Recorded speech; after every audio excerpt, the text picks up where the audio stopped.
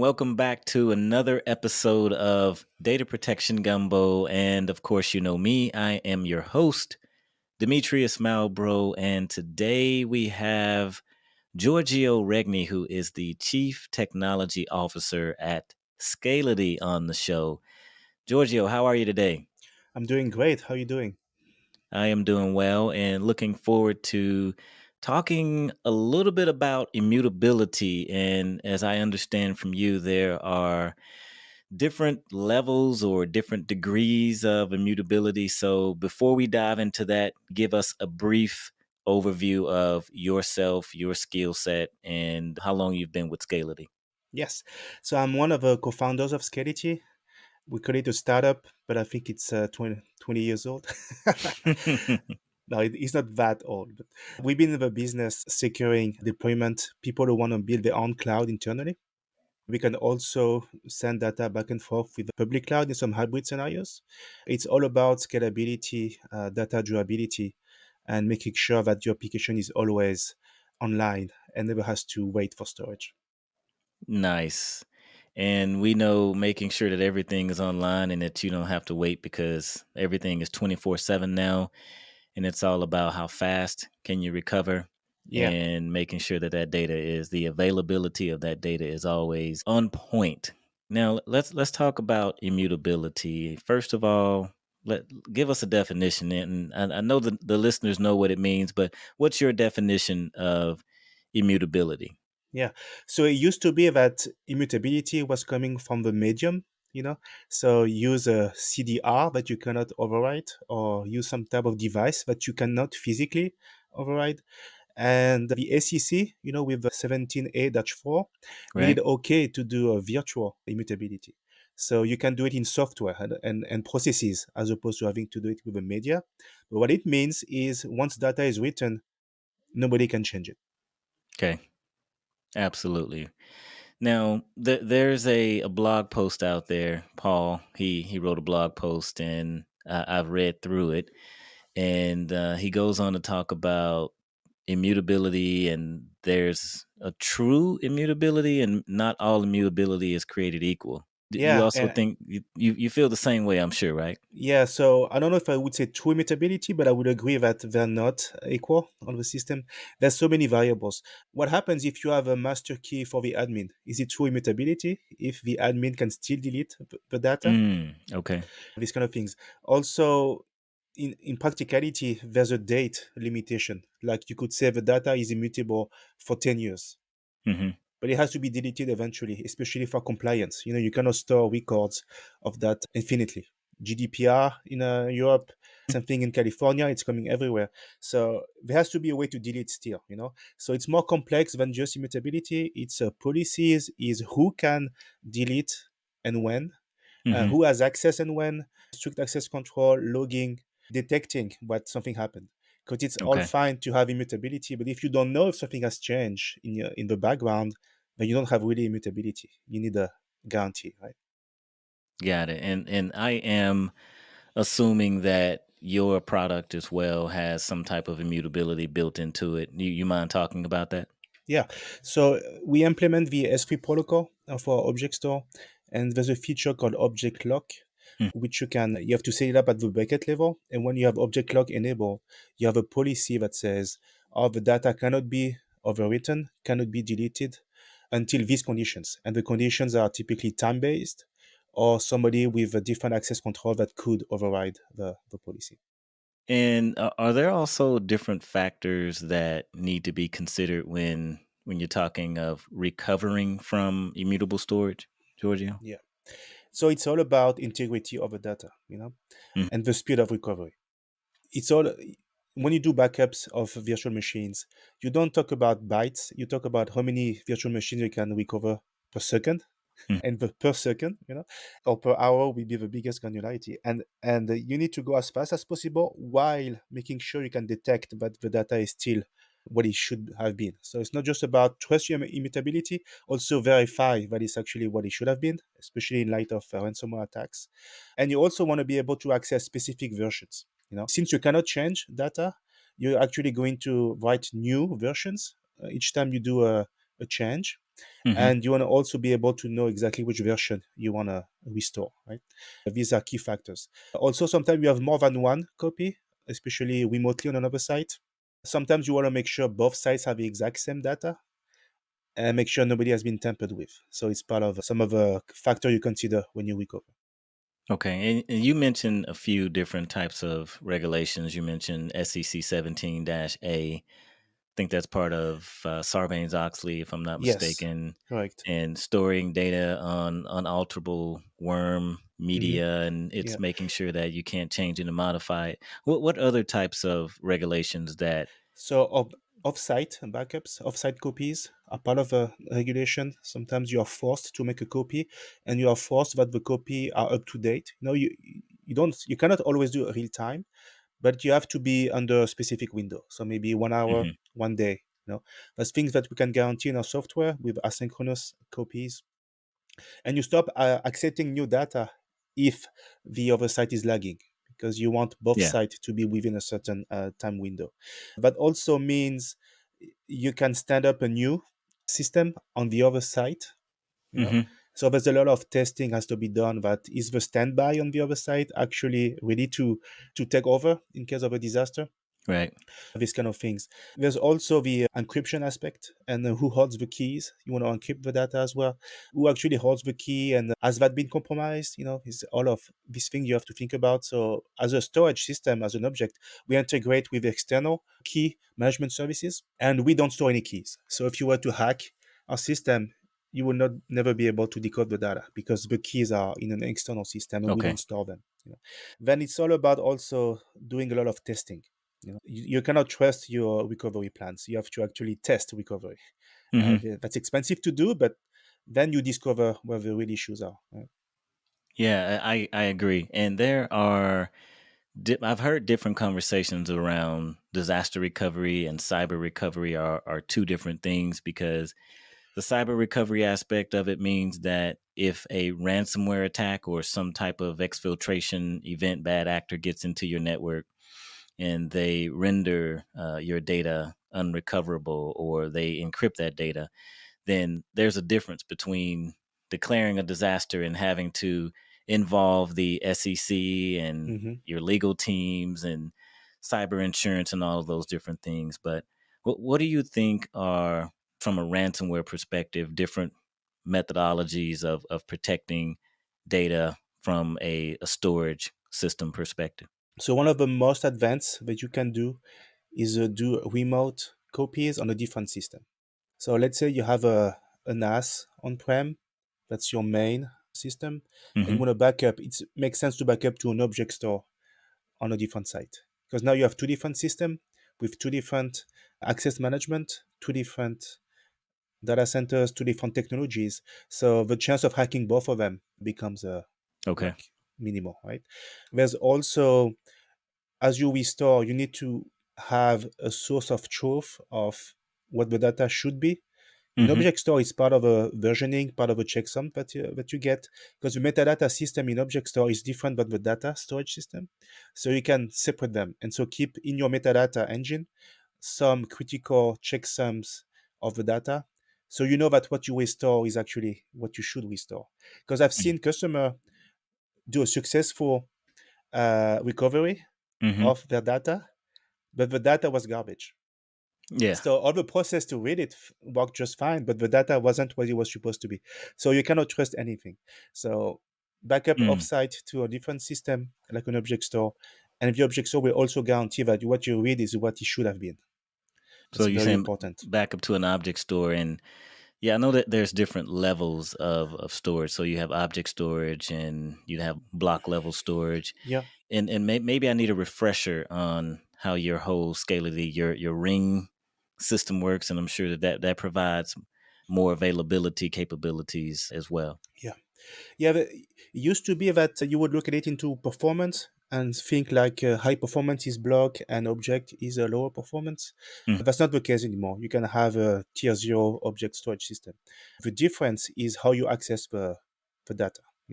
On an object store, you're going to access it via a path. The path will never change, Mhm. and you take full files. You would in a block device, you're doing IOs on small blocks. Mhm. You don't even have a notion of file, and then it's up to the file system that you deploy somewhere to make sense of the data. In an object store, you actually manipulate the files themselves, with directories or paths and actual files. That gives you more granularity. That gives you better granularity in terms of what the user thinks. If they don't Mhm. think about blocks, they think about video files, they think about backup files, right? Right. Then you can give access control that really match what the application means. So like Mhm. this is read only. This is something that changes a lot on the same system. Where on a block, what you see is just a soup of bytes, if you will, Mhm. a Yeah. a big stream of bytes, and it's less granular. Either the block device is read only, or it is read write, but you cannot go at the file user department. And let's talk future really quick. Everyone's talking about artificial intelligence. Where do you see AI assisting just on the whole storage and backup and recovery landscape? Yeah, if you think of AI as a incredible large statistical system, Mhm. you can use it to detect anomalies much faster than if you had heuristics or just a regular method.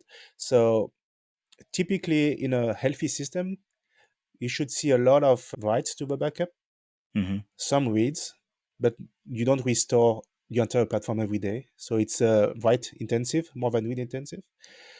If a ransomware attack comes in, I bet you that you're going to see a lot more read operation than you should, because the ransomware will try to read data, to Mm. modify it, encrypt it with their own keys, and store it back so that you cannot access your own data. Okay.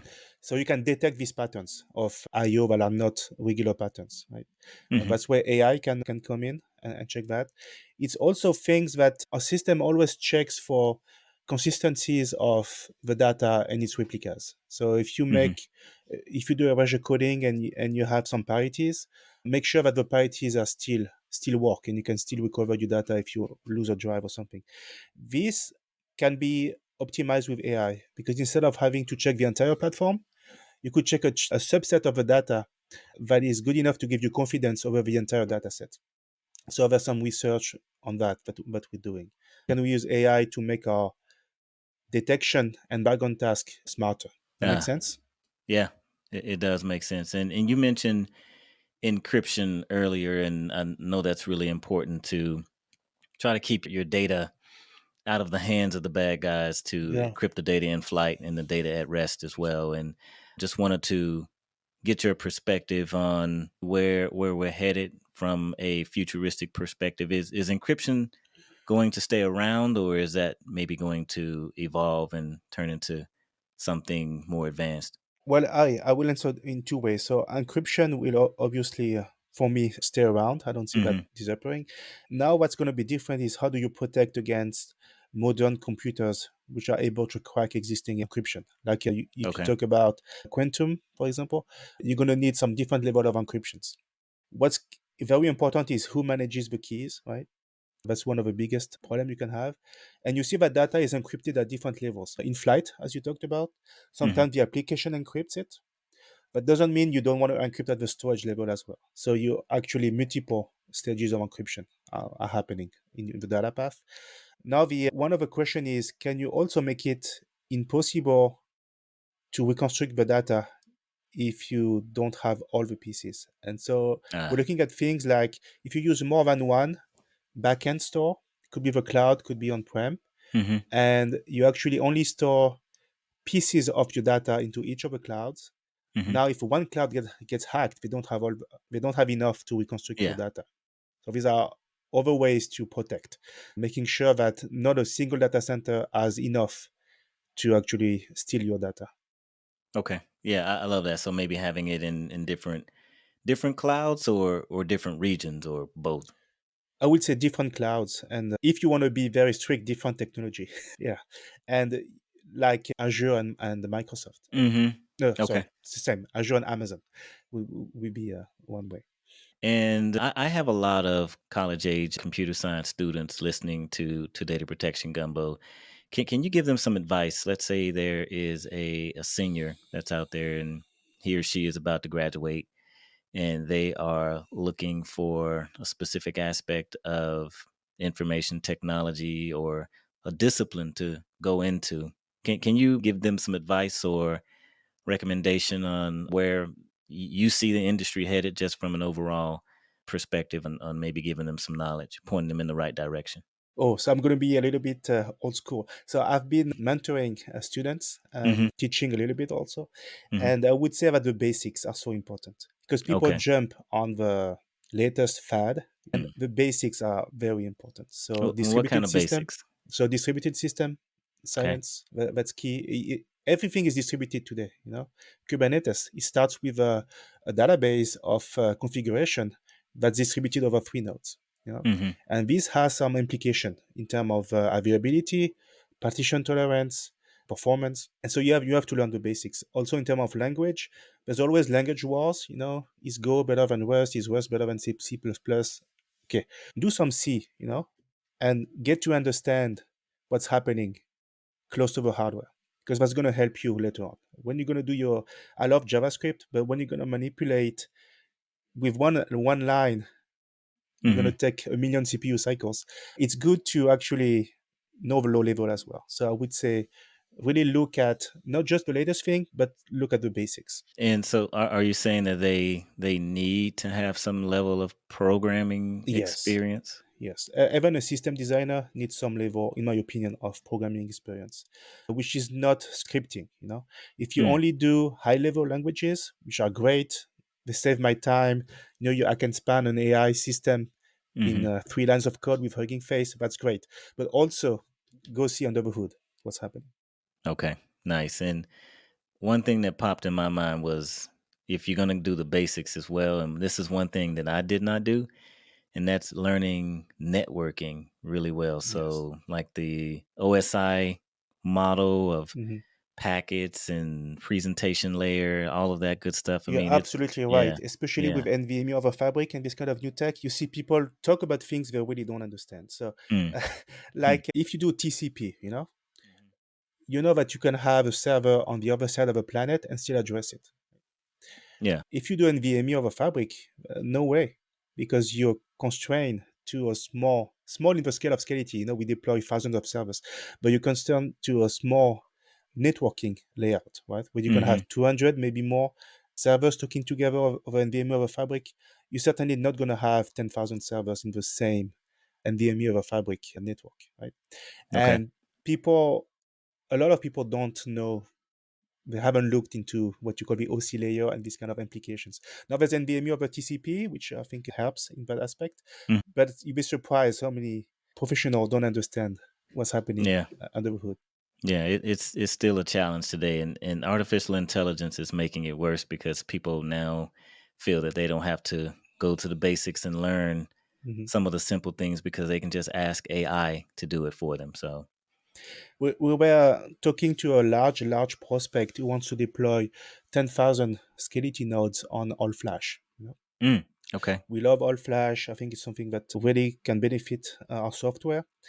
But when you do the diagrams and you see 10,000 servers and you're happy, Hmm. well, somebody's going to have to implement it on the network and they're not going to be happy Wow. Yeah. because that's a puzzle, Hmm. that's a Tetris of the highest order to be able to make all these servers talk to each other. And now Right. you go into failure domain because it's good that in practice, in theory, you can build such a large system, but do you want it in practice? Right? Do Yeah. you want to have to manage upgrade on a 10,000 node cluster? Or do you want to subdivide into smaller clusters and find a way to route the traffic to the right destination? So this kind of looks simple on paper, it's impossible in real life, is what we see every day. Yeah. Got it. Well, we're almost out of time here, and I do appreciate you taking some time out to speak with us here on Data Protection Gumbo. Any final thoughts or shout out information that you would like to provide for the audience before we close out here? I'm very happy to be on the show. Thank you for having me. I hope it was useful to the listeners. And I guess next time we can talk about AI. That'd be interesting to talk about AI in the Yeah, sense of an object store. definitely. We could definitely dive into AI because everyone else is talking about it, so we might as well go ahead and dive in and talk about it as well. So Giorgio, thank you so much for being a guest here, and want to let everyone know about the Backup and Recovery Professionals LinkedIn group that I run. There are 26,000 professionals in that group, so just go to LinkedIn and type in Backup and Recovery Professionals. We'd love to have you a part of the group as well. So Giorgio, thank you so much for being a guest.